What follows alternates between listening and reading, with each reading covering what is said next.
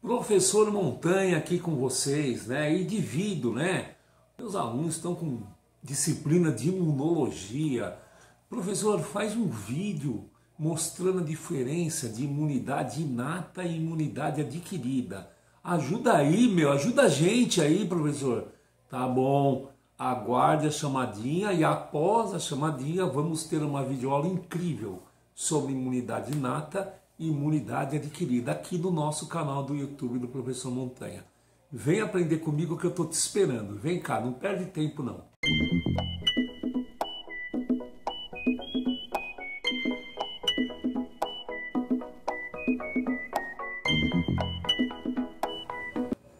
Pois bem, então, bem-vindos ao meu canal.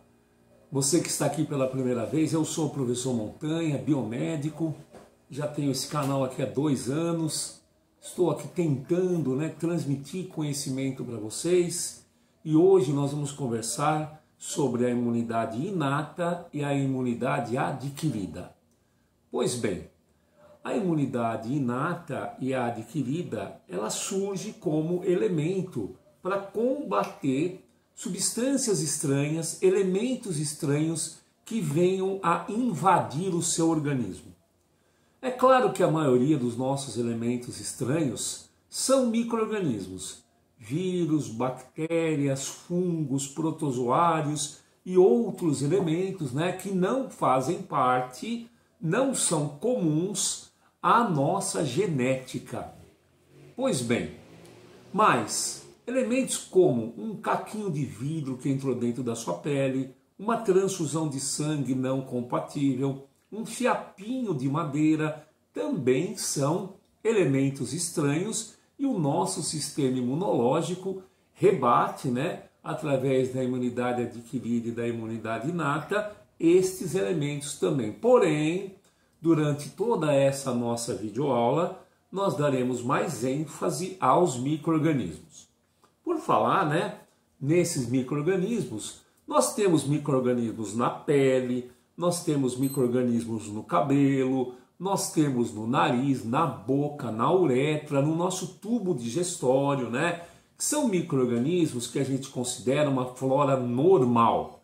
São micro-organismos que estão ali presentes até para gerar uma competição pelo alimento, fazendo com que bactérias patogênicas ou bactérias maléficas, passem a agredir o nosso organismo.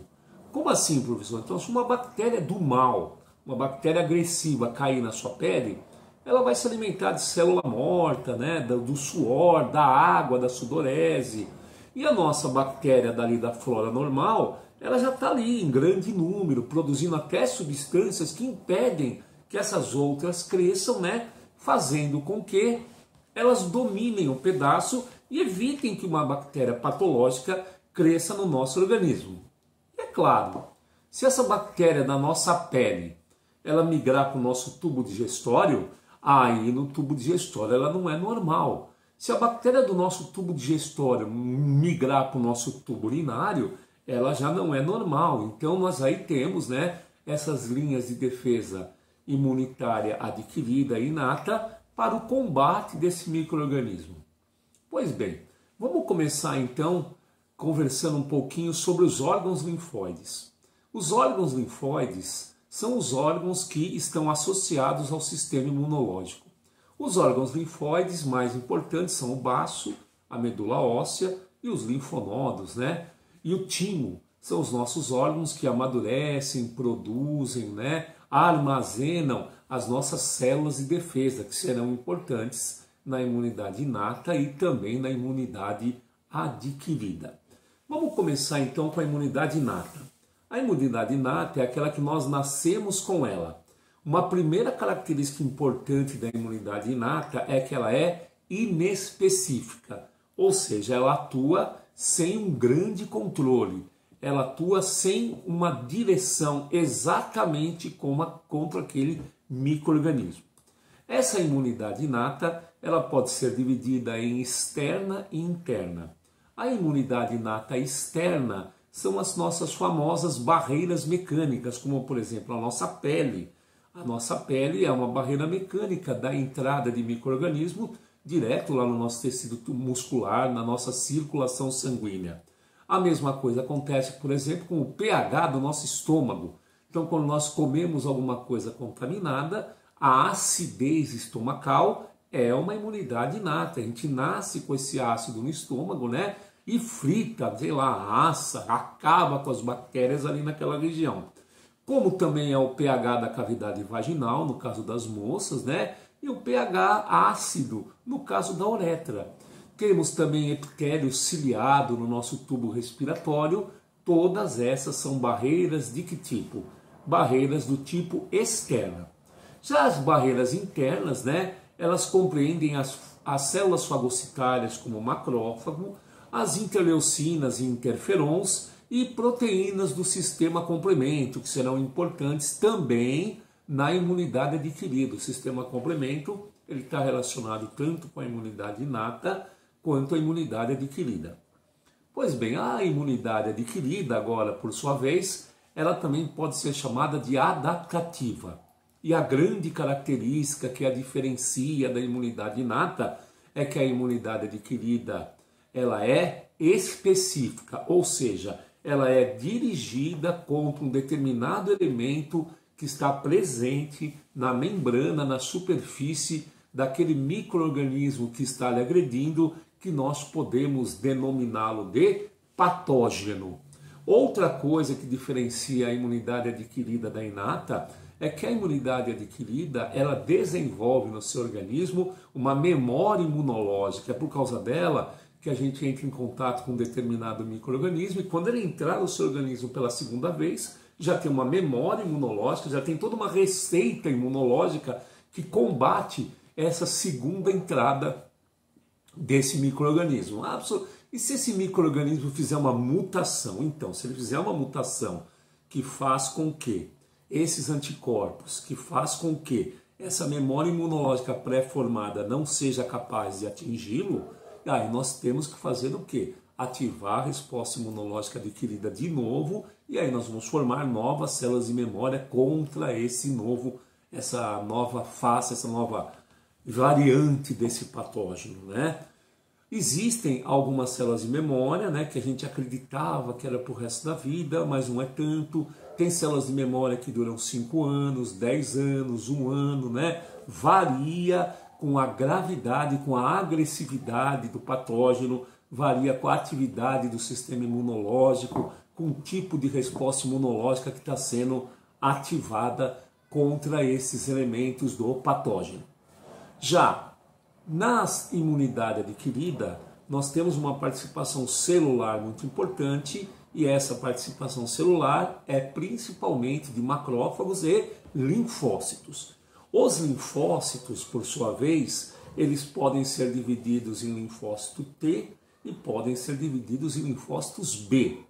Os linfócitos T, eles são classificados em auxiliares, citotóxicos e supressores.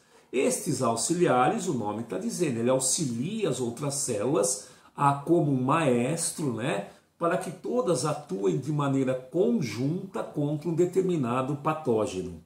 Já os linfócitos citotóxicos, eles são mais agressivos, eles têm uma toxicidade maior e secretam enzimas em cima do patógeno, tentando com que faça-se ou origine-se buracos, orifícios na membrana desse patógeno. Aquele mecanismo de transporte através da membrana acaba sendo destruído no patógeno e ele seja conduzido, o patógeno, para aquela coisa que eu gosto muito, que é a morte. Então existe esse mecanismo mediado pelos linfócitos T e vai ter um mecanismo mediado por um linfócito B. O mecanismo do linfócito T a gente pode chamar de resposta adaptativa celular, enquanto que o linfócito B vai ter a resposta adaptativa humoral. E vejam, o linfócito B, quando eles são estimulados, eles transformam-se numa célula chamada de plasmócito. E o plasmócito passa a produzir proteínas ativas chamadas anticorpos, que são dirigidas automaticamente para elementos constituintes da membrana da célula desse patógeno que está envolvido. Professor, como é que ele faz isso? Como é que ele descobre? Então, isso é um outro capítulo da imunologia que a gente chama de cooperação celular. Mas você agora, sabendo que tem a resposta inata e adaptativa dividindo-se em celular e humoral, a celular relacionada com o linfócito T, a humoral com o linfócito B, e isso faz com que você já tenha ferramentas para responder a questão da prova. Esses linfócitos B, aliás, só para terminar essa nossa conversa, é que são responsáveis pela formação dessas células de memória imunológica que ficam armazenadas em alguns órgãos linfóides do nosso organismo, fazendo com que, numa segunda invasão, estas células de memória sejam ativadas e a resposta do nosso organismo contra a invasão desse patógeno seja mais efetiva, seja mais rápida, seja mais eficiente. Tá vendo? Aqui com o professor Montanha é vapt-vupt, né? Em 10, 11 minutos a gente conversa sobre um assunto, você vai ouvindo no metrô, vai vendo no metrô, cuidado para não ter o celular roubado, hein? Vai ouvindo a minha aulinha e chega na hora da prova, pelo menos 0 você não tira, alguma coisa você escreve ali e tem o conhecimento baseado na ciência. Inscreva-se no meu canal, né? Eu odeio essa parte, né? Ativa o sininho para quando eu colocar um outro vídeo você saber que eu estou aqui conversando com você. Professor, eu queria saber um pouco mais de anticorpo. Então tem no meu canal uma aula de imunoglobulinas, né? Procure outras aulas e faça com que o seu conhecimento seja cada vez maior. Agradeço os pedidos e o carinho de vocês, né? E até uma próxima videoaula, que são todas as quintas-feiras, às 5 horas da tarde, né? Ela é liberada para vocês. Muito obrigado a todos vocês e um grande abraço do professor Montanha.